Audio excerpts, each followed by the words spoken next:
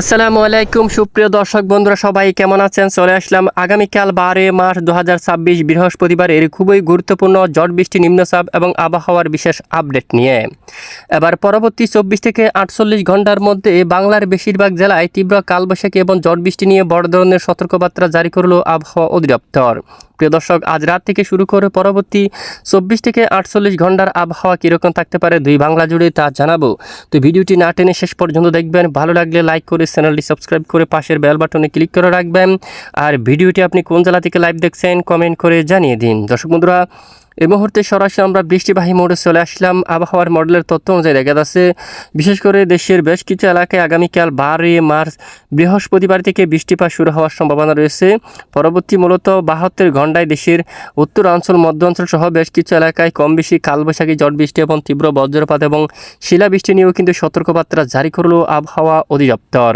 এরই মধ্যে আমরা আগামী 24 ঘন্টার আবহাওয়ার আপডেটটা যদি একটু দেখি, বিশেষ করে আগামীকাল থেকে দক্ষিণাঞ্চলীয় বাতাস প্রচণ্ড আকারে প্রবেশ করতে পারে দেশের উত্তরাঞ্চলে, যার কারণে শুরু হতে পারে বজ্রবিদ্যুৎ সহ বৃষ্টিপাত। এরই মধ্যে দেশের উত্তরাঞ্চল, তারপর এখানে রাজধানী ঢাকা বিভাগের কিছু কিছু অংশে, দেশের উত্তরাঞ্চল রংপুর বিভাগের কয়েকটি অঞ্চল জুড়ে বজ্রবিদ্যুৎ সহ বিক্ষিপ্ত আকারে বৃষ্টিপাত হওয়ার সম্ভাবনা দেখা যাচ্ছে। আগামী 13 তারিখ নাগাদ নেত্রকোনা, ময়মনসিংহ, জামালপুর, শেরপুর, তারপরে হচ্ছে সুনামগঞ্জ, সিলেট, মৌলভীবাজার, শ্রীমঙ্গল, শিলচর, এখানে কয়েকটি এলাকা জুড়েও বৃষ্টিপাত হতে পারে। অন্যদিকে রাজশাহী, কৃষ্ণনগর, খুলনা, যশোর, লোহাগাড়া আকাশ প্রায় আংশিক মেঘলা সহ পরিষ্কার থাকার সম্ভাবনা রয়েছে। এরপরে মূলত 13 তারিখ আবারও উত্তরাঞ্চলে, 13 থেকে 14 তারিখে আসতে আবারও উত্তরাঞ্চলে ভালো পরিমাণ কিন্তু কম বেশি বজ্রসহ মাঝারি থেকে ভারী বৃষ্টিপাতের সম্ভাবনা দেখা যাচ্ছে। এরই মধ্যে সিলেট বিভাগের দিকে বৃষ্টিপাত হতে পারে এবং বিশ্বনাথ, চাতকবাজার, জয়ন্তিয়াপুর এবং জাকিগঞ্জ এই এলাকায়, বড়লেখার দিকে,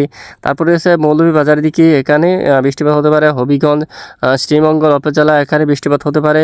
তারপরে হচ্ছে তাড়াইল এবং এদিকে কিশোরগঞ্জের দিকে, কেন্দুয়া এই অঞ্চলে বাংলাদেশের ময়মনসিংহ বিভাগ এবং এদিকে দেখুন নেত্রকোনা, তারপর এখানে শরীপুর, জামালপুর, নকলা, তারপর ফুলপুর, ডালু, বাগমারা সহ এই সকল জায়গাগুলোর উপর আগামী 14 মার্চ মূলত শনিবার থেকে এই বৃষ্টিপাত শুরু হওয়ার সম্ভাবনা দেখা যাচ্ছে। এদিকে কোচবিহার, আলিপুরদুয়ার, গোয়ালপাড়া, তারপর বঙ্গাইগাঁও, বটপেটু এই এলাকার দিকে বজ্রসহ কম বেশি বৃষ্টিপাত হওয়ার সম্ভাবনা কিন্তু দেখা যাচ্ছে আগামী 14 মার্চ নাগাদ। এরপরে নতুন কোনো পরিবর্তন আসলে অবশ্যই আপনাদেরকে জানানো হবে। এবং এরপরে যদি আমরা একটু দেখি, দেখুন উত্তরাঞ্চলে রংপুর, তারপর ময়মনসিংহ ও দেশের একেবারে উত্তরাঞ্চলে, দেশের বাইরে বর্ডার এলাকার দিকেও কিছুটা কম বেশি বৃষ্টিপাত হতে পারে। এবং হঠাৎ করে 16 তারিখ নাগাদ দেখুন, বিশেষ করে এখানে দেখুন বাংলাদেশের একেবারে উত্তর পূর্ব শিলচর এবং সিলেট বিভাগের সিলেট, মৌলভীবাজার, শ্রীমঙ্গল, সুনামগঞ্জ সহ